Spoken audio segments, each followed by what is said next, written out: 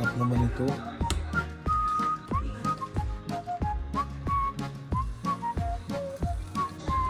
Nagluto na naman pala ako ng isang pata. Nilagyan ko siya ng munggo. Ginisa ko lang sa kamatis, sibuyas tsaka luya. Tsaka nilagyan ko ng dahon ng tanglad. Tapos lalagyan ko siya ng konting sinigang mix para may konting asim. Napakasarap to. Inimplahan ko lang siya ng pork cubes tsaka patis. Hinayaan ko lang ng maluto bahagya. Nilagyan ko rin pala ng langka.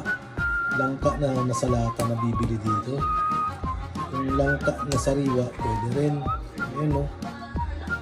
Malambot na yung ating pata. Lalagyan ko lang siya ng pechay, tsaka isang pirasong sili. Para may kunting anghang mamaya. Ano naman siya. Habang tumatagal ng pakulot tong ating munggo na sinama ko din sa gisa sa ating pata, lalo siyang lumalapot. Tingnan mo, nagiging creamy na yung sabaw niya. Kasi lumalabas talaga yung flavor ng munggo. Ayun eh. Diba ang sarap? Namit sa Ilonggo. Namit. Ano pang inaantay natin? Kakain na tayo.